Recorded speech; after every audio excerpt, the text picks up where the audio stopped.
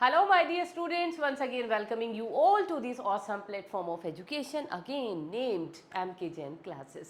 और बेटा हम लोग पढ़ रहे थे इकोलॉजी के बारे में and you will be happy to know कि जो इकोलॉजी का सेशन मैं अपनी तरफ से अभी तक आपको कराया था, मैंने कहा था बेसिक कॉन्सेप्ट है वो हो चुका है ख़त्म।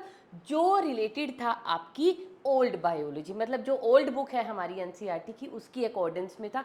मैंने इसलिए कराया था कि नीट में आ जाता है और आपको थोड़ा सा वो कॉन्सेप्ट पता होना चाहिए, है ना। तो अभी जो आपकी लेटेस्ट बुक के अंदर जो लेटेस्ट सीबीएसई सिलेबस के अकॉर्डिंग जो है वो कहाँ से स्टार्ट है, दैट स्टार्ट किया गया है बेटा एनसीईआरटी की बुक में फ्रॉम पॉपुलेशन ग्रोथ ऑनवर्ड्स। तो पॉपुलेशन के एट्रीब्यूट्स के बारे में बताया गया है। तो अगर आप लेटेस्ट अपनी बुक के हिसाब से देखेंगे तो आपका चैप्टर एक तरह से अब स्टार्ट हो रहा है। लेकिन मैंने आपको ऑर्गेनिज्म लेवल की इकोलॉजी क्यों पढ़ाई थी भाई, थोड़ा सा कॉन्सेप्ट तो आना चाहिए ना कि इकोलॉजी का। एकदम से जंप मार के पॉपुलेशन पे कैसे पहुंचे।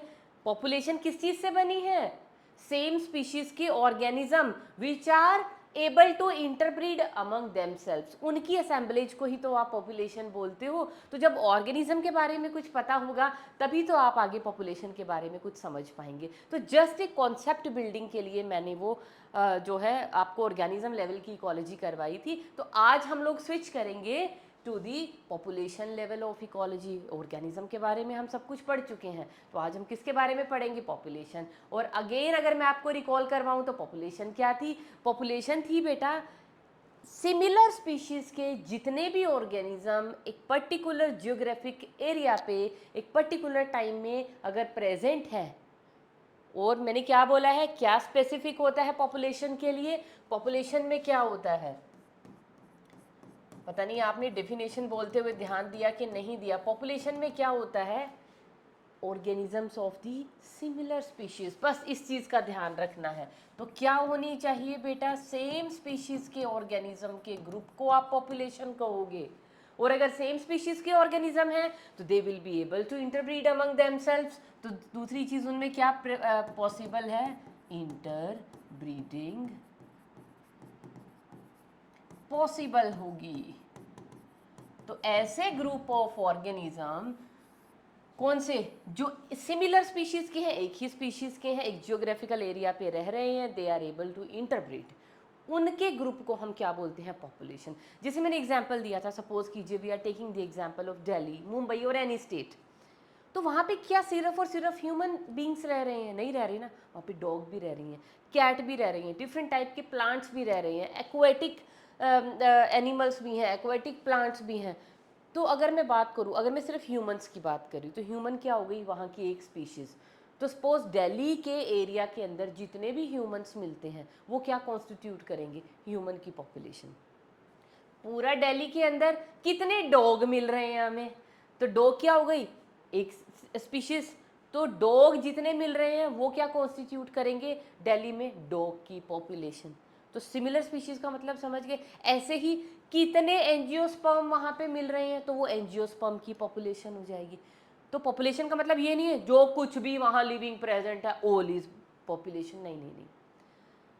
पॉपुलेशन होती है बेटा in context to a species, एक स्पीशीज के कितने मेंबर्स, है ना, या कितने ऑर्गेनिज्म एक पर्टिकुलर जियोग्राफिकल एरिया पे प्रेजेंट हैं, उनको हम बोलते हैं पॉपुलेशन। तो अब यहाँ पे हमें, पॉपुलेशन तो मैंने बता दिया, पॉपुलेशन में हमें क्या पढ़ने हैं, एट्रीब्यूट्स ऑफ द पॉपुलेशन। क्या एट्रीब्यूट होते हैं पॉपुलेशन के बेटा, पॉपुलेशन के अपने कुछ यूनिक एट्रीब्यूट्स हैं which are not shown by an individual. जो ऑर्गेनिज्म लेवल की इकोलॉजी पढ़ी है, जो एट्रीब्यूट पॉपुलेशन के होंगे वो ऑर्गेनिज्म के पास नहीं होते। एनसीईआरटी ने यही लाइन लिखी हुई है कि पॉपुलेशन के अपने यूनिक एट्रीब्यूट्स होते हैं जो ऑर्गेनिज्म के पास नहीं होते। तो आप कहोगे मैडम पॉपुलेशन बनी ऑर्गेनिज्म से है, और आप कह रहे हो जो ऑर्गेनिज्म के एट्रीब्यूट है वो पॉपुलेशन के नहीं है, जो पॉपुलेशन के वो ऑर्गेनिज्म के नहीं है। बेटा वहाँ पे एनसीईआरटी का कहने का मतलब क्या है, पॉपुलेशन बनी तो सेम टाइप के ऑर्गेनिज्म से ही है, लेकिन ऑर्गेनिज्म, अब हमने पॉपुलेशन को जब हम स्टडी करेंगे ना पॉपुलेशन इकोलॉजी को, तो it is a broad term than the organism. वहाँ हम सिर्फ ऑर्गेनिज्म की बात कर रहे थे, ऑर्गेनिज्म लेवल ऑफ इकोलॉजी जितनी अभी तक पढ़ी थी, we were just talking about the organism. अब हम किसकी बात कर रहे हैं, उन ऑर्गेनिज्म की पूरी पॉपुलेशन की। Eight a given geographical area. आप एक मान के चलो कि एक हम पर्टिकुलर एरिया को स्टडी कर रहे हैं, तो वहाँ पे कितने ऑर्गेनिज्म एक स्पीशीज़ के प्रेजेंट है। तो वहाँ अकेला ऑर्गेनिज्म था, यहाँ पे पूरे ग्रुप की बात हो रही है, उस ऑर्गेनिज्म की पूरी पॉपुलेशन की। अगर ऑर्गेनिज्म के बारे में बात करें, ऑर्गेनिज्म की अगर बर्थ की बात होती है तो ऑर्गेनिज्म की क्या होती है, एक बर्थ डेट होती है। लेकिन अगर पॉपुलेशन की मैं बात करूं तो पॉपुलेशन में कितने सारे ऑर्गेनिज्म हैं, किस किस की बर्थ डेट की हम बात करेंगे। अगर ऑर्गेनिज्म के कॉन्टेक्स्ट में बोलते हैं तो हम कहते हैं बर्थ, लेकिन वही चीज़ अगर बर्थ वाली चीज़ अगर हम पॉपुलेशन के लिए बोल रहे हैं तो उसको हम क्या कहेंगे, पॉपुलेशन का बर्थ रेट, क्योंकि वो क्या हो जाएगी, एक ब्रॉड टर्म। सिमिलरली ऑर्गेनिज्म की डेथ होती है, पॉपुलेशन में अगर किसी इंडिविजुअल की, किसी ऑर्गेनिज्म की डेथ हो रही है तो किसी एक की तो नहीं हो रही होगी ना, एक ही टाइम पे काफ़ी हो सकते हैं ना जो मतलब जिनकी डेथ हुई है, तो उसको हम क्या कहेंगे, क्या डेथ कहेंगे, डेथ ऑफ वन इंडिविजुअल, 2 3 4 नहीं, उसको हम क्या कहेंगे, डेथ रेट। जैसे कोरोना के अंदर था, हमें स्टेट का बताया जा रहा था ना, इस स्टेट के अंदर इतनी डेथ हो गई, इतने % इंडिविजुअल जो हैं वो उनकी डेथ हो गई ड्यू टू कोरोना वायरस। तो वो हमें क्या बताया जा रहा था, हमें डेथ रेट बताया जा रहा था पॉपुलेशन का। जैसे एक स्टेट के अंदर बता रही थी कि स्टेट के अंदर इतनी डेथ्स हो चुकी हैं, तो वो हमारे पास क्या आ रहा था, डेथ रेट आ रहा था। पॉपुलेशन का डेथ डेट नहीं होती, डेथ रेट होता है। अभी मैं बताती हूँ, मीन्स सिंपल समझो, ज़्यादा कॉम्प्लिकेसी में नहीं जाएंगे, कि पॉपुलेशन के ये जो एट्रीब्यूट्स हैं दीज आर यूनिक। यूनिक कैसे हैं मैं बता देती हूँ। देखो, अगर हम ऑर्गेनिज्म, अभी तक जो ऑर्गेनिज्म लेवल की इकोलॉजी पढ़ी थी, या हम ऑर्गेनिज्म की बात करते हैं ऑर्गेनिज्म लेवल ऑफ इकोलॉजी में, लेकिन अब हम किस में स्टेप इन कर गए हैं, to the population level of ecology. तो यहाँ पे we will talk about the population. Organism अगर पैदा होता है तो उसका होता है बर्थ डेट, लेकिन एक पॉपुलेशन में कितने बर्थ हुए हैं तो वहाँ पे बर्थ डेट नहीं पढ़ी जाती बेटा, वहाँ पे उसको हम किस चीज़ में एक्सप्रेस करते हैं, in the form of birth rate बताएंगे। पॉपुलेशन में बर्थ रेट होता है, बर्थ डेट से हमें कुछ नहीं लेना देना, कि एक साल में जो भी टाइम पीरियड आप ले रहे हो, अभी आगे आगे आपको पता चलेगा मैं क्या कहना चाह रही हूँ, कि एक गिवन टाइम के अंदर, माना एक साल के अंदर सपोज कीजिए किसी एरिया पे 100 लोगों की पॉपुलेशन थी, 1 ईयर के अंदर उनके अंदर कितने और इंडिविजुअल नए ऐड हो गए। तो 100 के अंदर सपोज करो कि 5 नए ऐड हो गए या 7 नए ऐड हो गए, तो क्या हो जाएगा, कितने नए, अब टोटल कितने हो गए, 107। तो कितने बर्थ हुए हैं पर ईयर, उसको हम क्या कहेंगे, बर्थ रेट। अब ऑर्गेनिज्म का क्या होता है, ऑर्गेनिज्म की होती है डेथ। तो यहाँ पे ऑर्गेनिज्म की किस दिन डेथ हुई भैया, उसका डेथ डेट होता है, वो जिस दिन वो मरेगा। यहाँ पे कोई भी पॉपुलेशन का अगर इंडिविजुअल की डेथ हो रही है, तो पॉपुलेशन का मतलब बहुत सारे ऑर्गेनिज्म के बारे में बात करें तो वहाँ ये थोड़ी कि एक ही मरेगा बस एक पॉपुलेशन में, पता नहीं भैया किसके साथ क्या प्रॉब्लम है क्या नहीं। तो वहाँ पे नंबर ऑफ डेथ्स होंगे, एक डेथ नहीं होगी, नंबर ऑफ डेथ्स होंगे। तो कितनी डेथ हो रही है उसको हम क्या कहेंगे बेटा, डेथ रेट। ऑर्गेनिज्म के कॉन्टेक्स्ट में आप क्या पढ़ते हो कि उसका सेक्स क्या है, सेक्स का मतलब लिखते हो ना, फॉर्म भी फिल करते हो, मेल हो या फीमेल हो। अब यहाँ पे पॉपुलेशन में हम कैसे करेंगे, पॉपुलेशन में होती है बेटा सेक्स रेशो। यहाँ पे हम सेक्स नहीं पढ़ते, यहाँ पे हमें पढ़नी पड़ती, क्योंकि हम लार्ज, मैंने कहा ना एक लार्ज टर्म है, ब्रॉड टर्म है पॉपुलेशन। तो यहाँ पे हमें सेक्स रेशो पढ़नी पड़ती है। सेक्स रेशो अभी बताऊंगी क्या होती है। यहाँ पे हम क्या करते हैं, एज ऑफ द इंडिविजुअल पढ़ते हैं, लेकिन जब हम पॉपुलेशन की बात करते हैं तो हम एज का डिस्ट्रीब्यूशन पढ़ते हैं, एज डिस्ट्रीब्यूशन। और उस एज डिस्ट्रीब्यूशन की हेल्प से हम क्या बनाते हैं, एज पिरामिड्स। और उस पिरामिड को देख के हम बता भी सकते हैं कि ये पॉपुलेशन इंक्रीजिंग है, डिक्रीजिंग है, स्टेबल है ना, पॉजिटिव ग्रोथ हो रही है इसमें, नेगेटिव हो रही है या जीरो हो रही है। तो वो सभी कुछ हम अभी आगे पढ़ेंगे। तो these are the 4 attributes of population. तो फर्स्ट एट्रीब्यूट पॉपुलेशन का क्या है कि पॉपुलेशन में जो नंबर ऑफ बर्थ होंगे उसको हम किस चीज़ में एक्सप्रेस करेंगे, बर्थ रेट में। एट्रीब्यूट नंबर 2, जितनी डेथ्स होंगी, मतलब कितने इंडिविजुअल पॉपुलेशन में से जा रहे हैं, एलिमिनेट हो रहे हैं, उसको हम लिखेंगे नंबर्स की फॉर्म में, जिसे हम कहेंगे death rate. Male to female to male की क्या रेशो है, कितने मेल हैं पॉपुलेशन में, कितनी फीमेल हैं, उसको हम एक्सप्रेस करेंगे in the form of sex ratio. और किस किस इस पूरी पॉपुलेशन में जो इंडिविजुअल हैं किस किस एज ग्रुप से बिलोंग करते हैं, उसको हम कहेंगे एज डिस्ट्रीब्यूशन, जिसकी हेल्प से बनाएंगे आज हम एज पिरामिड्स। ठीक है बेटा। तो these are the 4 attributes of population. तो ये पॉपुलेशन के यूनिक एट्रीब्यूट है। क्या ये ऑर्गेनिज्म के पास है क्या? क्या ऑर्गेनिज्म के लिए आप बर्थ रेट लिख सकते हो? अरे भैया एक ही ऑर्गेनिज्म है, रेट तो एक ब्रॉडर टर्म है, वहाँ पे हम सिर्फ बर्थ डेट की बात करेंगे, रेट की नहीं करेंगे। ठीक है, तो दीज आर दी 4 एट्रीब्यूट्स। अब इन एट्रीब्यूट्स को बेटा हम 1 बाय 1 पढ़ते हैं। तो सबसे पहले हमारे पास आ जाती है नेटैलिटी, दूसरी टर्म है हमारे पास मोर्टैलिटी। अब ये क्या है, घबराना नहीं है इन दो टर्म को सुन के। तो एक है हमारे पास नेटैलिटी और एक है हमारे पास मोर्टैलिटी। एक तो ये दोनों टर्म दर्शा क्या रही हैं, क्या रिप्रेजेंट कर रही हैं, ये रिप्रेजेंट कर रही हैं चेंज इन नंबर। और वो जो चेंज इन नंबर है वो नंबर इंक्रीज भी हो सकता है और डिक्रीज भी हो सकता है। पॉपुलेशन में अगर इंडिविजुअल्स का नंबर चेंज हो, क्योंकि पॉपुलेशन कभी भी स्टैटिक तो नहीं रहती कि आपने भी सेंसस करवाया था 2011 में या 2011 में सेंसस हुआ था, इतनी पॉपुलेशन है तो उसके बाद क्या वो स्टेबल हो गई, ना बढ़ी ना घटी, ऐसा होता है क्या? नहीं नहीं नहीं, पॉपुलेशन के अंदर तो एडिशंस भी होते रहते हैं, एलिमिनेशंस भी होते रहते हैं। एडिशंस कैसे होंगे, पॉपुलेशन इंक्रीज कैसे करेगी, जितने नए बर्थ होंगे, है ना। और पॉपुलेशन में जब बर्थ होते हैं तो एक एक बर्थ नहीं काउंट होता, क्या काउंट होता है? बर्थ रेट, कि इतने इंडिविजुअल थे 2011 में इस स्टेट के अंदर या पूरे हमारे कंट्री के अंदर, तो इनमें अब कितने नए ऐड हो गए, तो कितने नए ऐड हुए उसको हम क्या बोलते हैं? Birth rate. और बर्थ रेट के लिए ही टेक्निकल टर्म होती है बेटा नेटैलिटी। तो नेटैलिटी का मीनिंग क्या होता है? नेटैलिटी होती है बेटा बर्थ रेट। दूसरा है मोर्टेलिटी। अब ये जो पॉपुलेशन में चेंज इन नंबर है, ज़रूरी थोड़ी है इंक्रीज ही होगा, पॉपुलेशन घट भी सकती है। अभी एग्जांपल दूंगी आपको, आगे पढ़ेंगे हम पिरामिड्स में। तो अगर पॉपुलेशन डिक्रीज हो रही है, डिक्लाइन हो रही है, किस वजह से होगी? वहाँ पे डेथ्स ज़्यादा हो रही होंगी, है ना, या ऑर्गेनिज्म किसी तरह से अपने हैबिटेट से एलिमिनेट हो रहे हैं। तो वो किस चीज़ से पता चलेंगे? कितने नंबर ऑफ डेथ्स हैं। तो मोर्टेलिटी का मतलब क्या होता है बेटा? मोर्टेलिटी किसकी टेक्निकल टर्म है? Death rate. तो डेथ रेट को हम बोलते हैं मोर्टेलिटी और बर्थ रेट को बेटा हम बोलते हैं नेटैलिटी। तो इन दोनों से पॉपुलेशन में चेंज आएगा नहीं क्या? पॉपुलेशन के नंबर में आएगा ना, बिल्कुल आएगा। तो नेटैलिटी क्या है? नेटैलिटी क्या है? Total number of births per capita. अब जब रेट की बात करेंगे तो ये जो चेंज इन नंबर है ना, इस चेंज इन नंबर को हम किस चीज़ में एक्सप्रेस करेंगे? Per capita. ठीक है, तो क्या लिखेंगे? Total number of birth per capita in a given time. जो भी टाइम आप लेके चल रहे हो, एक साल में आप पॉपुलेशन देख रहे हो या 10 साल में आप देख रहे हो कितने नंबर ऑफ बर्थ है, या आप 6 मंथ में देख रहे हो, वो टाइम आप देखो, है ना। दूसरा है हमारे पास मोर्टेलिटी। क्या होती है बेटा? Total number of deaths per capita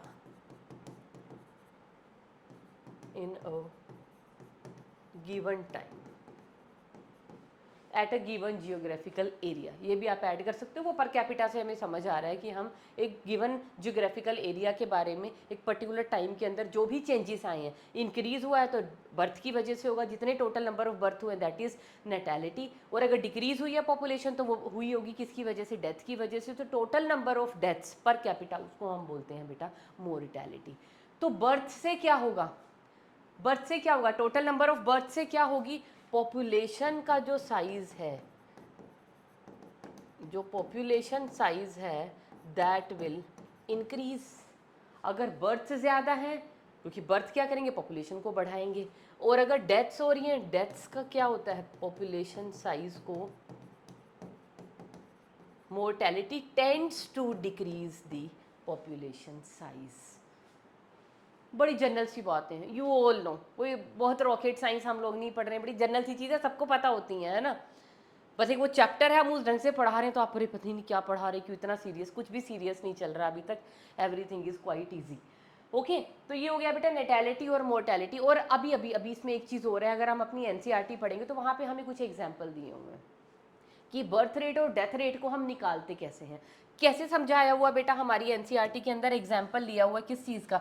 यहाँ पे एग्जाम्पल लिया हुआ डेथ रेट के लिए लोटस प्लांट्स का इन अ पॉन्ड। लिया हुआ है कि नहीं लिया हुआ है? देखो देखो, पढ़ो पढ़ो पढ़ो, पढ़ोगे तब पता चलेगा।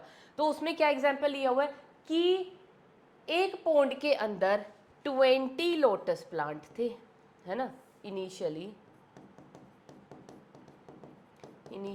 कितने थे?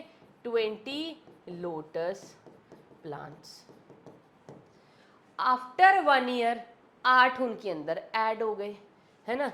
न्यू कितने हो गए? न्यू एडिशंस, न्यू एडेड, कि भैया 8 नए लोटस प्लांट ऐड हो गए। तो आफ्टर 1 ईयर टोटल कितना हो गया? टोटल प्लांट्स आफ्टर 1 ईयर, ये जो 8 ऐड हुए हैं ना, ये किस में ऐड हुए हैं?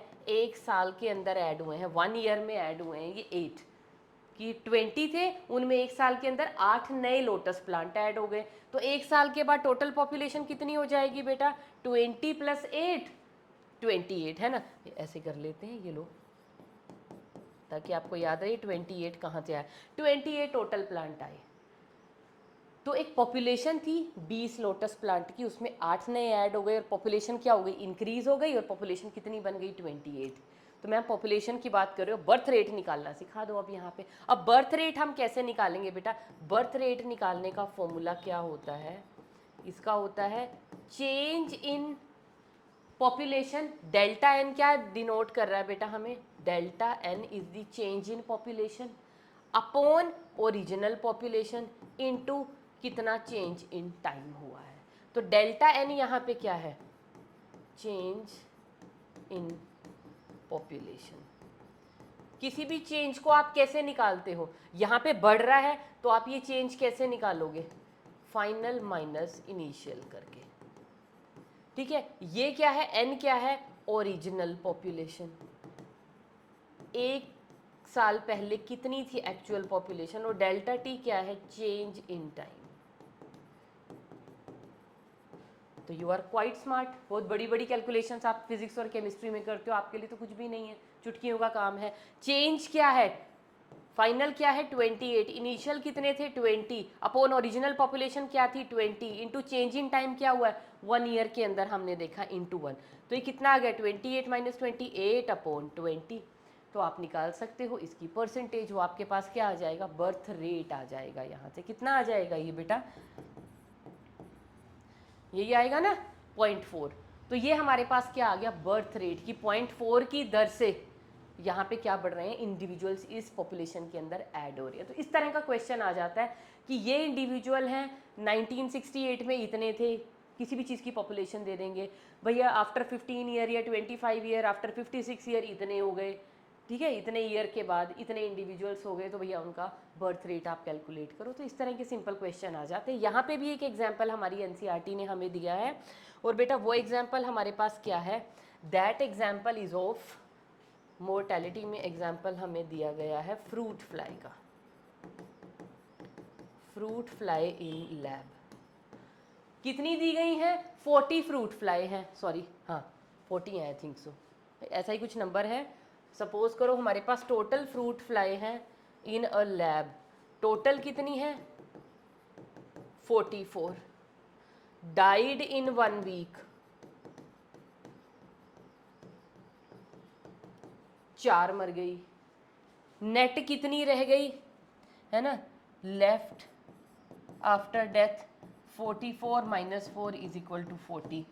बताओ जी, डेथ रेट अगर हमें कैलकुलेट करना हो, सेम फॉर्मूला है। अब डेथ रेट अगर मुझे यहाँ पे कैलकुलेट करना हो कि मेरे पास लैब में टोटल 44 फ्रूट फ्लाई थी, मैंने किसी एक्सपेरिमेंट के लिए उनको ग्रो किया था, I had total 44 fruit flies. उनमें से एक वीक के अंदर किसी भी वजह से, कोई भी रीज़न हो सकता है, या मेरा एक्सपेरिमेंट फेल होने की वजह से सपोज एक वीक के अंदर 4 की डेथ हो जाती है। 44 की पॉपुलेशन थी, 4 की डेथ हो गई, तो टोटल मेरे पास कितनी बची? एक वीक के बाद 40।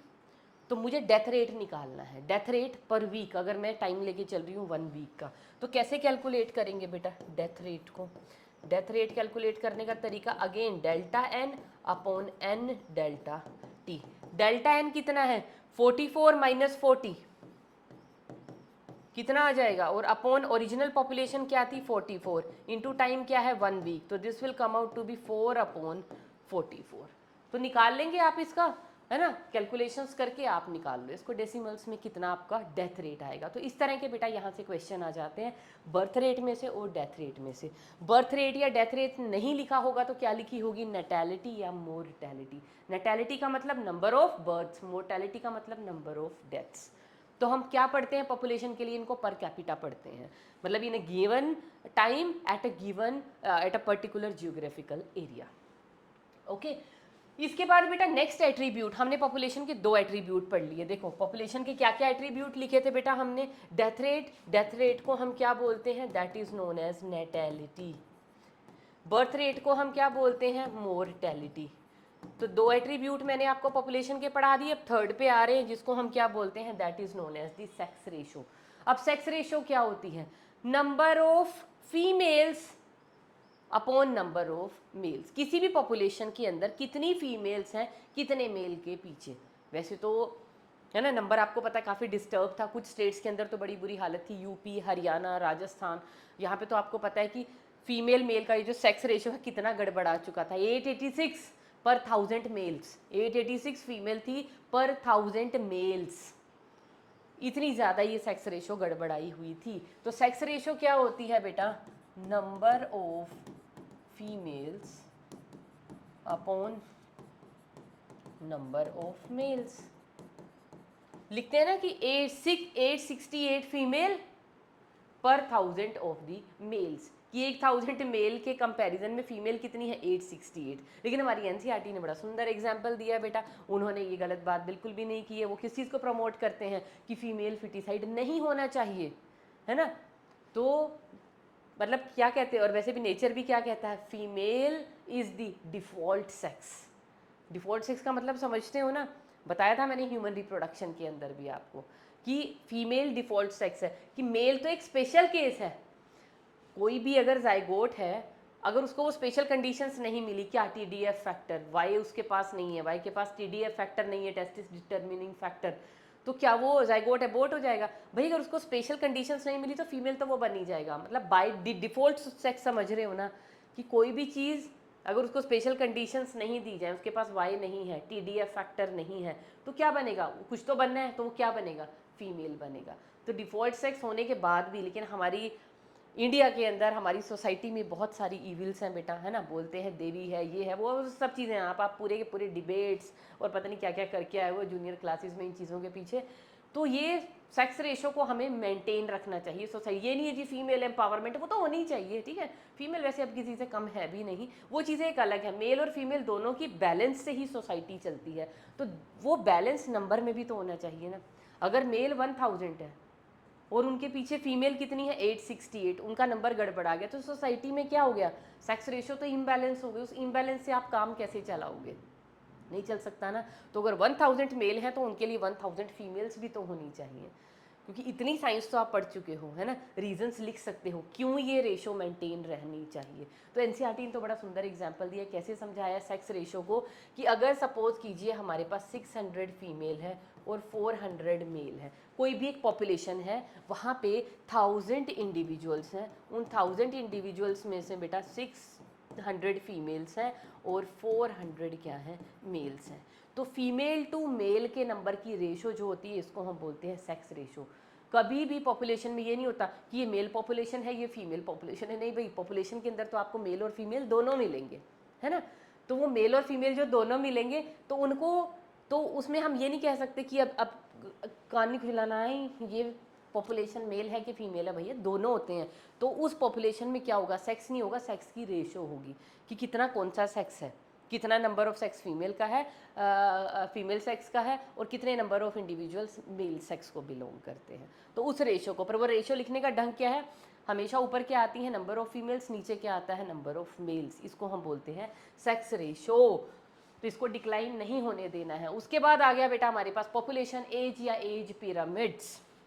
अब ये एज पिरामिड्स हमारे पास क्या होते हैं, ये 4th एट्रीब्यूट है। देखो हमने ये वाला एट्रीब्यूट भी पढ़ लिया, सेक्स रेशो वाला, चलो जी इसको भी हमने पढ़ लिया। अब हम आ गए एज डिस्ट्रीब्यूशन या एज पिरामिड्स के ऊपर। अब ये एज डिस्ट्रीब्यूशन या पॉपुलेशन एज या एज पिरामिड क्या है, अब कोई भी पॉपुलेशन है, अगर कोई आपसे पूछा, आप इस पॉपुलेशन को स्टडी कर रहे हो, भाई एवरेज एज क्या है इंडिविजुअल्स की, आपको की पॉपुलेशन की एज, हाँ भाई होती है। इंडिया को नहीं कहा जाता, इंडिया क्या है, एक ग्रोइंग कंट्री है। किसमें इंडिया को हम क्या बोलते हैं, एक यंग नेशन है। क्यों है हम यंग नेशन, अभी बताऊंगी।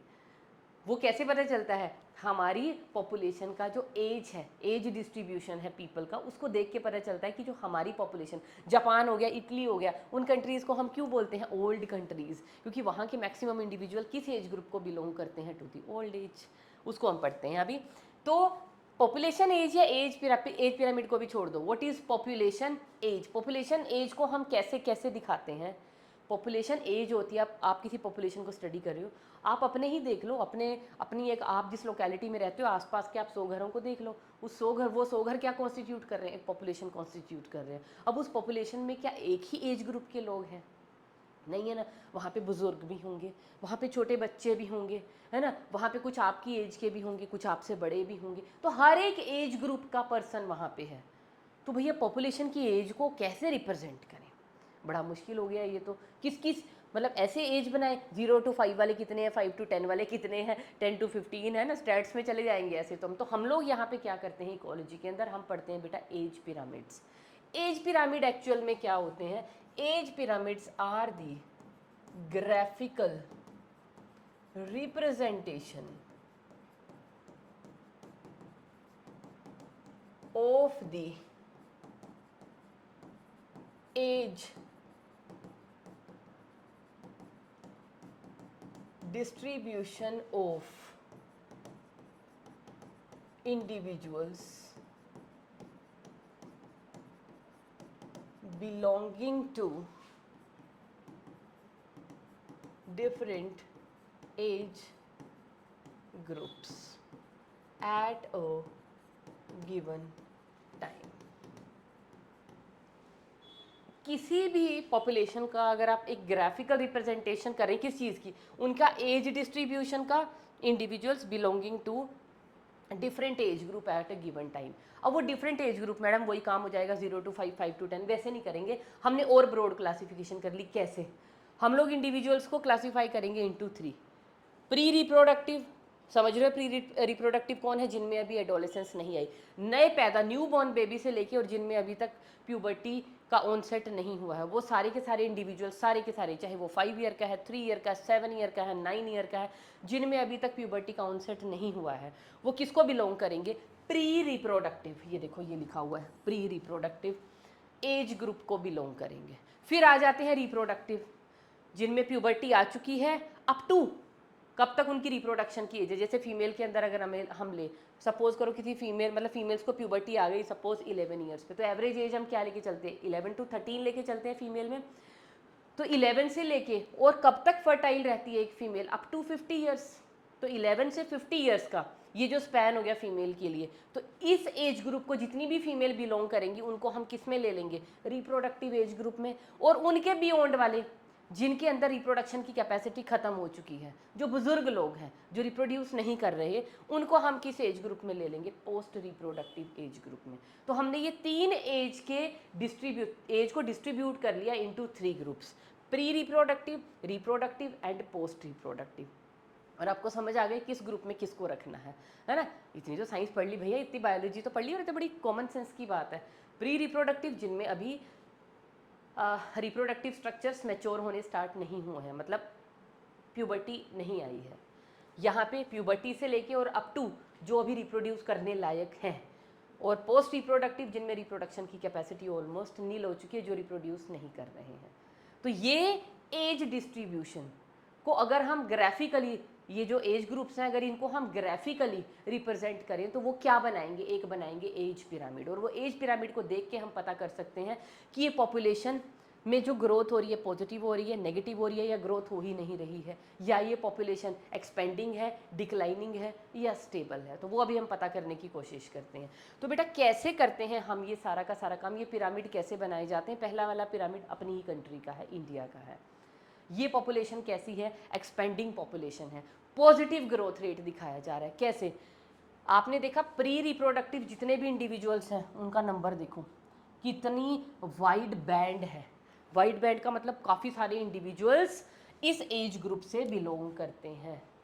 आपको कैसे पता, बेटा सर्वे किया जाता है। हर स्टेट का सर्वे होता है ना कि यहाँ पे कितने बच्चे, जब भी पॉपुलेशन का सेंसस भी होता है उसमें भी तो एज ग्रुप लिखा जाता है ना, आपके घर में कितने बच्चे हैं, कितने बुजुर्ग हैं, कितने वयस्क हैं, मतलब एडल्ट्स हैं। तो वो सारा जो डाटा, सेंसस के डाटा से हमें ये पता चलता है कि कितने बच्चे हैं हमारी कंट्री में, मतलब कितने भी प्री रिप्रोडक्टिव एज को बिलोंग करते हैं, कितने रिप्रोडक्टिव एज को बिलोंग करते हैं, और कौन कितने पोस्ट रिप्रोडक्टिव एज को बिलोंग करते हैं। तो उसके बाद सारी स्टडी सैम्पलिंग के बाद हमें क्या पता चला कि सबसे ज़्यादा जो इंडिविजुअल्स हैं वो किसको बिलोंग करते हैं in India, to the pre reproductive age group. फिर किस, उनसे थोड़ा सा कम नंबर किसका है, रिप्रोडक्टिव, और सबसे कम नंबर देखो किसका है, पोस्ट रिप्रोडक्टिव इंडिविजुअल्स का, मतलब जो इस एज ग्रुप को बिलोंग करते हैं। तो आपको इसको देख के क्या समझ में आ रहा है, ये तो बुजुर्ग तो बहुत थोड़े हैं, बुजुर्ग की कितनी लाइफ है ना कभी डेथ हो जाएगी। तो हमारा जो फ्यूचर है नेशन का वो कौन डिसाइड करती है, दिस यंग जनरेशन। ये जो प्री रिप्रोडक्टिव हैं, कुछ साल के बाद ये किस में आएंगे, रिप्रोडक्टिव में। और ये जब रिप्रोड्यूस करेंगे तो भैया इनसे कितने और पैदा होंगे, 1 से 2, 2 से 4, 4 से 8, वो सब आप समझ सकते हो ना।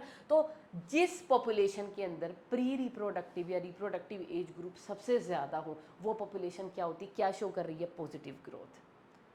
समझ रहे हो ना क्यों, क्योंकि ये क्या डिसाइड करेंगे फ्यूचर, इनका नंबर जितना ज़्यादा है ये और ज़्यादा, क्योंकि ये रिप्रोडक्शन एज में जाएंगे, रिप्रोडक्टिव एज में रिप्रोड्यूस करेंगे तो नंबर तो ऑब्वियसली बढ़ेगा ही बढ़ेगा। 2 से 3, अगर किसी ने एक बच्चा भी पैदा किया तो 2 इंडिविजुअल से 1, मतलब 2 के 3 तो होंगे ना, 2 के 2 नहीं हुए, वो होने भी नहीं चाहिए, 2 से 3 बढ़िया है ना, हम 2 हमारा 1, 2 नहीं।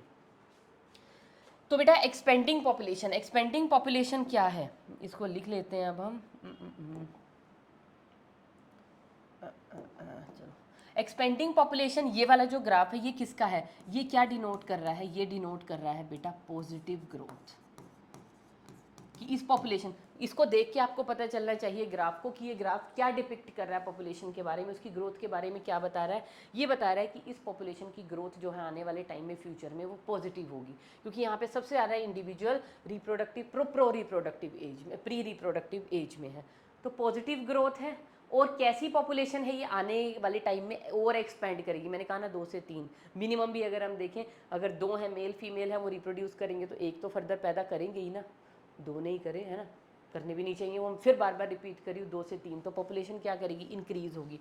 तो ये पॉपुलेशन कैसा है, this is a kind of expanding population, ठीक है। तो पॉजिटिव ग्रोथ हो रहा है, ग्रोथ यहाँ पे बढ़ेगी। पॉजिटिव ग्रोथ का मतलब क्या है, ग्रोथ क्या है, इस पॉपुलेशन की इंक्रीजिंग है, तो ये पॉपुलेशन कैसी है, एक्सपेंडिंग है। एग्जाम्पल भी लिख दे किन कंट्रीज़ के अंदर ऐसी है, अरे भैया सबसे टॉप पे आ रहा है हमारा India, we are a young nation, क्योंकि हमारे पास बहुत सारे इंडिविजुअल प्री रिप्रोडक्टिव एज के अंदर है ना। अब समझ में आया why we are a young nation. उसके बाद आ जाइए बेटा स्टेबल पॉपुलेशन। स्टेबल पॉपुलेशन में क्या होती है, स्टेबल का मतलब क्या है, स्टेबल हो चुकी है, जितने बर्थ उतने ही डेथ। यहाँ पे देखो बर्थ ज़्यादा होंगे डेथ कम है, यहाँ पे जितने बर्थ उतने डेथ, बर्थ और डेथ का नंबर इक्वल है। और उसमें नहीं देखना, आप वैसे देख लो, यहाँ पे प्री रिप्रोडक्टिव, येलो वाला क्या डिनोट कर रहा है, प्री रिप्रोडक्टिव एज ग्रुप, जितने इंडिविजुअल प्री रिप्रोडक्टिव के हैं ऑलमोस्ट उतने ही रिप्रोडक्टिव एज के हैं। और यहाँ पे क्या है, ये आ गए हमारे पास पोस्ट रिप्रोडक्टिव एज वाले। तो ये पॉपुलेशन, यहाँ पे आपको इनका नंबर आपको सिमिलर सा ही दिख रहा है ऑलमोस्ट। तो ये पॉपुलेशन कैसी है, जितने नंबर ऑफ बर्थ उतने नंबर ऑफ डेथ। तो ये पॉपुलेशन क्या है, इसका क्या आ रहा है, 0 ग्रोथ रेट, ना ये घट रही है ना ये बढ़ रही है। तो ऐसी पॉपुलेशन को हम क्या बोलते हैं, that is known as a stable population, है ना। कहाँ पे ऐसा पॉपुलेशन आपको देखने को मिलेगा बेटा, एग्जाम्पल लिख लीजिए, लाइक यूएसए। तो वहाँ पे जितने इंक्रीजिंग, मतलब जितने बर्थ रेट हैं उतने ही इक्वल डेथ रेट है, क्योंकि वहाँ पे पोस्ट रिप्रोडक्टिव एज ग्रुप भी जो है उतना ही इक्वली उतने ही individual post reproductive age group को भी बिलोंग कर रहे हैं। नेक्स्ट आ जाते हैं बेटा डिक्लाइनिंग। अब डिक्लाइनिंग, अच्छा और हम यहाँ क्या मिस करते जा रहे हैं, एक चीज़ जो मिस कर रहे हैं वो क्या आता है बेटा, इन ग्राफ की शेप के बारे में पता होना चाहिए। जब एक्सपेंडिंग पॉपुलेशन है तो ग्राफ आपको कैसा दिखाई दे रहा है, इस ग्राफ को हम कैसी शेप दिखाई दे रही है आपको, इट इज़ ऑलमोस्ट ट्राइंगुलर। तो अगर ट्राइंगुलर पिरामिड बन रहा है दैट मीन्स जो पॉपुलेशन है वो ग्रोइंग है। ये कैसा बन रहा है, इसकी शेप कैसी है, it is looking like a bell. तो ये है बेल शेप्ड। बेल शेप किसके लिए होगा, स्टेबल पॉपुलेशन डिनोट करेगा, बेल शेप्ड पिरामिड। तीसरा आपको कैसा दिखाई दे रहा है, इसकी शेप कैसी है, लाइक एन अर्न। अर्न पता है ना क्या होती है, अर्न जैसी इसकी शेप है ना। तो ये कैसा ग्राफ है, ये सॉरी ग्राफ क्या, हाँ ग्राफ कह लीजिए। तो ये क्या है, एक पिरामिड है, पिरामिड क्योंकि ग्राफिकल रिप्रेजेंटेशन ही तो है। तो ये क्या है, अर्न शेप्ड। ये आपको क्या दिखा रहा है, इसने लिख भी रखा है डिक्लाइनिंग पॉपुलेशन। तो डिक्लाइनिंग का मतलब क्या है, ग्रोथ रेट क्या होगा, नेगेटिव ग्रोथ रेट। पॉपुलेशन घटेगी, अगर पॉपुलेशन घट रही है ना, ये एक्सपेंडिंग थी, बढ़ेगी तो एक्सपेंडिंग, स्टेबल है स्टेबल। यहाँ पे क्या हो रहा है, नेगेटिव ग्रोथ रेट है, मीन्स पॉपुलेशन कैसी है, डिक्लाइनिंग है। क्यों, क्या हो गया है यहाँ पे, डिक्लाइनिंग क्यों है, देखो ना बेटा, प्री रिप्रोडक्टिव इतने से, और ये जो पोस्ट रिप्रोडक्टिव है इनका नंबर देखो, इनके स्टैट्स देखो, और इन इंडिविजुअल्स को देखो कितने सारे हैं। तो यहाँ पे प्री रिप्रोडक्टिव और रिप्रोडक्टिव के कंपैरिजन में पोस्ट रिप्रोडक्टिव एज ग्रुप को बिलोंग करने वाले इंडिविजुअल्स ज़्यादा हैं। ये ग्राफ हमें क्या दिखा रहा है, पोस्ट रिप्रोडक्टिव एज ग्रुप को बिलोंग करने वाले ज़्यादा हैं as compare to the reproductive and pre reproductive. तो यहाँ पे एजेड लोग ज़्यादा हैं, बुजुर्ग ज़्यादा हैं एज कंपेयर टू दी वयस्क जो एडल्ट्स हैं और जो प्री रिप्रोडक्टिव एज में है, अभी बच्चों और एडल्ट से ज़्यादा यहाँ पे बुजुर्ग हैं। तो ऐसी नेशन को हम क्या बोलेंगे, क्या बोलेंगे इसको हम, है ना, ओल्ड ओल्ड नेशन बोलेंगे ना, मतलब कि जो है ना बूढ़ी हो रही हैं ये कंट्री। और कौन सी है वो कंट्री, आप लोगों को पता है, इतनी जीके तो आपको पता होगी कि ओल्ड कंट्रीज कौन सी हैं, the countries which are becoming older. वो कौन है, वो है बेटा हमारे पास इटली है और हमारे पास जापान है। इन कंट्रीज़ में तो बेटा वर्किंग आवर भी फिक्स किए जा रहे हैं जापान के अंदर कि भैया आप इतने आवर काम करो, जाओ उसके बाद अपनी फैमिली को टाइम दो, फैमिली बनाओ फैमिली बनाओ फैमिली बनाओ। हमारे पास तो बच्चे बड़े कम हैं, रिप्रोडक्टिव एज को बिलोंग करने वाले लोग बहुत कम हैं, हमारे पास बुजुर्ग का नंबर ज़्यादा है। तो अगर हमें अपनी कंट्री को एक यंग नेशन बनाना है, ग्रोइंग नेशन बनाना है, तो इंडिविजुअल्स भी तो यंग होने चाहिए। तो नए यंग इंडिविजुअल्स कहाँ से ऐड करेंगे भैया, रिप्रोडक्शन से ही तो पैदा होंगे, है ना। तो इसीलिए इन कंट्रीज़ का पूरा क्या प्लान है कि किसी तरह नंबर ऑफ इंडिविजुअल्स जो हैं यंग इंडिविजुअल्स हमारी पॉपुलेशन के अंदर ऐड होते चले जाएं ताकि हम भी एक यंग नेशन हो। तो ये कौन सी हैं, बूढ़ी ओल्डर कंट्रीज़ हैं, हम क्या हैं, एक यंग नेशन है।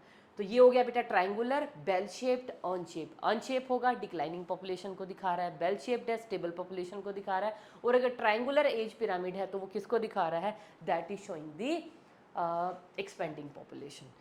उसके बाद तो बेटा ये 4 एट्रीब्यूट्स हमने पॉपुलेशन के चारों एट्रीब्यूट्स पढ़ लिए, ये वाला भी हमने कर लिया। एज डिस्ट्रीब्यूशन को हमने in the form of age groups, pre reproductive, reproductive और पोस्ट रिप्रोडक्टिव की फॉर्म में, ग्राफिकल रिप्रेजेंटेशन की फॉर्म में जब उसको रिप्रेजेंट किया, सेंसस के हिसाब से हमें अप्रॉक्सीमेट नंबर लोगों का आ जाता है हमारे पास, और उनको जब हमने ग्राफिकली रिप्रेजेंट किया तो हमारे पास एज पिरामिड आ गया। उस एज पिरामिड की स्टडी से हमें क्या पता चला, किस तरह की पॉपुलेशन डिक्लाइनिंग होती है, किस तरह की स्टेबल होती है, और किस तरह की पॉपुलेशन जो है उसे हम कहते हैं कि वो एक्सपेंडिंग है। नेक्स्ट है बेटा population densities and population size. अब ये क्या है, पॉपुलेशन डेंसिटी या पॉपुलेशन साइज, नाम से समझ गए होंगे आप। साइज ऑफ द पॉपुलेशन, भाई किसी गिवन एरिया में गिवन टाइम पे किसी स्पीशीज के कितने ऑर्गेनिजम्स प्रेजेंट हैं। Like if we are talking about a national park, एक नेशनल पार्क के अंदर वहाँ पे बेटा चीता की जो स्पीशीज़ है ना, ये आप कह लीजिए टाइगर्स हैं, कितने कितने टाइगर हैं वहाँ पे। I am just talking about one species, मैंने ये नहीं पूछा कि वहाँ पे बबूल के पेड़ कितने हैं, वहाँ पे डेसिडुअस ट्री कितने हैं, है ना, वहाँ पे हर्ब्स का नंबर कितना है, वो सब अलग अलग पॉपुलेशन है। I am just talking about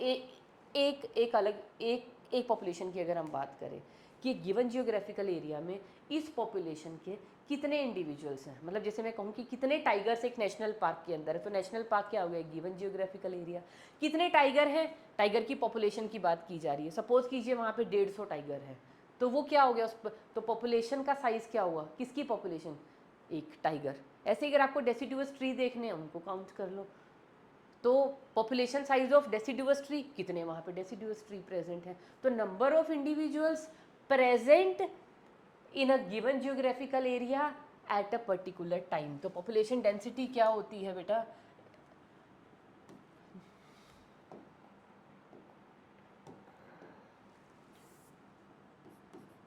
number of individuals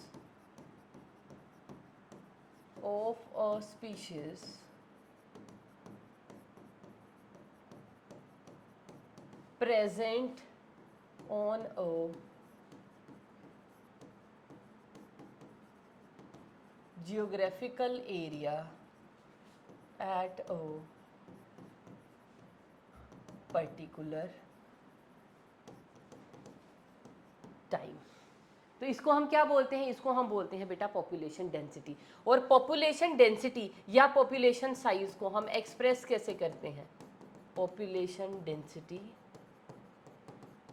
is expressed या denoted by letter capital N. तो पॉपुलेशन डेंसिटी को हम कैसे करेंगे? डिनोट करेंगे लेटर एन से। और क्या सिग्निफिकेंस है इस पॉपुलेशन डेंसिटी को हम क्यों पढ़ रहे हैं? इससे क्या पता चलेगा पॉपुलेशन साइज का क्या सिग्निफिकेंस है? तो बेटा इस पॉपुलेशन डेंसिटी को या पॉपुलेशन साइज को हम कैलकुलेट कैसे करते हैं? क्या है तरीका इसको कैलकुलेट करने का? तो बेटा एक तरीका तो है हमारे पास, क्या इसको काउंट करो। कैसे, किन तरीकों से पॉपुलेशन डेंसिटी को हम कैलकुलेट कर सकते हैं? बाय डायरेक्ट काउंटिंग, जिसको हम क्या कहेंगे? Total number. मैंने कहा ना किसी भी जियोग्राफिकल एरिया पे गिवन टाइम में आप देख लो। अब जैसे मैंने टाइगर की बात की थी, एक नेशनल पार्क में कितने टाइगर्स प्रेजेंट हैं उनको आप काउंट कर लो, है ना। अगर मैं डेसिडुअस ट्री की बात करूं कि वहाँ पे कितना नंबर ऑफ डेसिडुअस ट्री है उनको काउंट कर लो। तो टोटल नंबर से आपको क्या पता चल जाएगा? उस गिवन जियोग्राफिकल एरिया में कितने उस स्पीशीज़ के मेंबर्स प्रेजेंट हैं। तो आपको क्या पता चल जाएगी? उस स्पीशीज़ की पॉपुलेशन डेंसिटी पता चल जाएगी। ठीक है, ये तो हो गया डायरेक्ट मेथड है कि नंबर काउंट कर लो। अब लेकिन ये जो टोटल नंबर काउंट करना है ना बेटा, ये हर जगह मीनिंगफुल नहीं होता। हमारी एनसीईआरटी लिख रही है हर जगह ये मीनिंगफुल नहीं है ना। कैसे नहीं है? जैसे उन्होंने एक एग्जाम्पल लिया है, हमारे पास एक तो है कैरेट ग्रास जिसको हम बोलते हैं पार्थीनियम। सबको पता होगा ना कैरेट ग्रास कितना केओस मचाया हुआ इंडिया के अंदर। हम तो चाह रहे हैं कि एलिमिनेट हो जाइए क्योंकि हमारी नेटिव स्पीशीज़ को डोमिनेट करके ख़त्म करती जा रही है। एक तरह की इन्वेजिव स्पीशीज़ है पार्थीनियम ग्रास, जिसको हम कैरेट ग्रास बोलते हैं। तो पार्थीनियम के सपोज कीजिए एक जंगल के अंदर, मतलब एक गिवन 1 by 1 का, या आप कह लो एक गिवन स्पेस, आपको क्वाड्रेंट वगैरह और ये सब कुछ अभी है ना पढ़ाई नहीं हुए, क्वाड्रेंट्स कैसे फेंकते हैं क्या करते हैं उनको छोड़ दो आप। तो अपन कहेंगे हमने एक जंगल के अंदर एक पर्टिकुलर, आप कह लीजिए अब हम क्या ले लें, 20 by 20 फीट का हमने एक एरिया मार्क कर लिया। उस 20 by 20 फीट के एरिया के अंदर सपोज कीजिए we have 20 plants of parthenium. ये हमारी एनसीईआरटी का एग्जांपल है, पढ़ लेना। तो 20 पार्थीनियम के प्लांट हैं और उसी एरिया में हमारे पास एक आ रहा है बेनियन ट्री। उस 20 फीट बाय 20 फीट के एरिया में, मतलब किसकी बात कर रही हूँ, 20 स्क्वायर फीट एरिया के अंदर हमारे पास 20 पार्थीनियम के प्लांट आ रहे हैं और एक बेनियन ट्री आ रहा है। तो मैं आपको अगर कहूँ कि बताओ पॉपुलेशन डेंसिटी या पॉपुलेशन साइज किसका ज़्यादा है, पार्थीनियम का ज़्यादा है या बेनियन का ज़्यादा है? तो जो मैंने अभी तक पढ़ा है टोटल नंबर, उससे तो आप क्या कहोगे, मैडम पार्थीनियम की पॉपुलेशन डेंसिटी ज़्यादा है। लेकिन मैंने क्या कहा, ये जो टोटल नंबर है ये हमेशा करेक्ट नहीं होता for calculating the population density. क्योंकि अगर आप बेनियन को देखो, banyan is a huge tree, कितना बड़ा कैनोपी होता है बेनियन का। अगर बेनियन की मैं एक ब्रांच को लूँ ना, तो पार्थीनियम के 20 छोटे छोटे पौधे उस एक ब्रांच को भी टक्कर नहीं दे सकते। तो जहाँ पे बात हो कि नंबर ऑफ इंडिविजुअल्स छोटे पड़ रहे हैं, एक ह्यूज, क्योंकि बरगद का पेड़ है एक, बेनियन ट्री है 1, पार्थीनियम कितने हैं 20, लेकिन बड़ा कौन है, ह्यूज कौन है, वो कौन है, बेनियन ट्री। तो यहाँ पे ऐसे केसेस में हमारे पास ये टोटल नंबर काउंट करना मीनिंगलेस हो जाता है एकदम से। तो क्या करें, यहाँ पे हम क्या कैलकुलेट करते हैं, we calculate the total cover या नेट कवर कह लो, या इसी को हम क्या बोलते हैं, बायोमास, कि कितना बायोमास है। अब बायोमास है ना, बायोमास किसका ज़्यादा होगा, बेनियन ट्री, इतनी बड़ी कैनोपी, और पार्थीनियम के छोटे छोटे छोटे छोटे 20 पौधे हैं। अरे भैया वो बायोमास की टर्म में बेनियन की एक ब्रांच को भी टक्कर नहीं दे सकते 20 पार्थीनियम के पौधे। तो जहाँ पे बायोमास ज़्यादा होगा वहाँ पे हम लेते हैं उस पॉपुलेशन का साइज़ बड़ा है। साइज़ में वैसे भी आपको दिख नहीं रहा, बेनियन और 20 पार्थीनियम के छोटे छोटे पौधे, कौन बड़ा, पॉपुलेशन साइज़ किसका बड़ा, बेनियन ट्री का। तो टोटल नंबर हर जगह एप्लीकेबल नहीं है, ऐसे केसेस में वो फेल हो जाता है। तो जो पॉपुलेशन का साइज, वैसे भी एनसीईआरटी के अंदर पॉपुलेशन साइज को देके एक बात और बताई गई है कि पॉपुलेशन साइज छोटा भी हो सकता है और बहुत बड़ा भी हो सकता है। छोटे का क्या एग्जाम्पल लिया हुआ है, population size may be small, it may be very large. Small में पता है क्या एग्जाम्पल दिया हुआ है, पॉपुलेशन इतनी छोटी भी हो सकती है, लेस देन 10। एग्जाम्पल क्या दिया हुआ है हमारी एनसीईआरटी में, एग्जाम्पल है लेस देन 10। लेस देन 10 का मतलब क्या है, यहाँ पे किसका एग्जाम्पल लिया एनसीईआरटी ने, अगर आप पढ़ोगे तो किसका एग्जाम्पल मिलता है, साइबेरियन क्रेन्स का। साइबेरियन क्रेन्स बताया था ना, साइबेरियन क्रेन्स कहाँ मिलती हैं, भरतपुर सेंचुरी में आती है ना, राजस्थान में माइग्रेट होके फ्रॉम दी कोल्डर रीजन्स।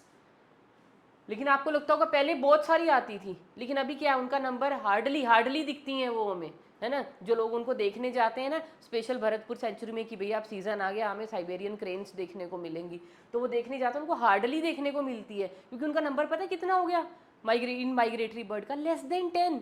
उनकी पॉपुलेशन वहाँ पे कितनी है, लेस देन 10। किस वजह से, हमारे कुछ साइंटिस्ट तो क्या बोलते हैं कि एक तो ये हमारी जो ग्लोबल वार्मिंग है, हमारा इन्वायरमेंटल चेंज हो रहा है, इन चीज़ों की वजह से, टेम्परेचर चेंजेस की वजह से वो अपना रास्ता ही भूल गई हैं, या मे बी उनको कहीं और एक अच्छा हैबिटेट मिल जाता है, तो इतनी दूर उनको फ्लाइट करने की ज़रूरत ही नहीं है।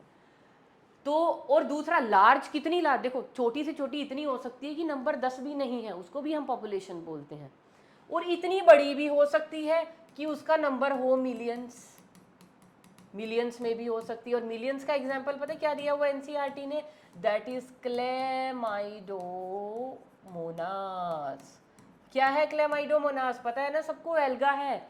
अगर इसको हम उगाते हैं कहाँ पे, किसी भी कल्चर मीडिया के अंदर उगाएंगे, या हम एक सी में, ओशन में, कहीं पे भी इसको देखिए, तो क्लाइडोमोनास का नंबर देखा कितना होता है, मिलियंस के अंदर मिलते हैं उसके इंडिविजुअल्स वहाँ पे। तो population can be as small as कि काउंटेबल हो सकती है, लेस देन 10 भी हो सकती है, and it could be in millions also. तो उसको कैलकुलेट करने के तरीके क्या हैं वो पढ़ रहे हैं हम लोग।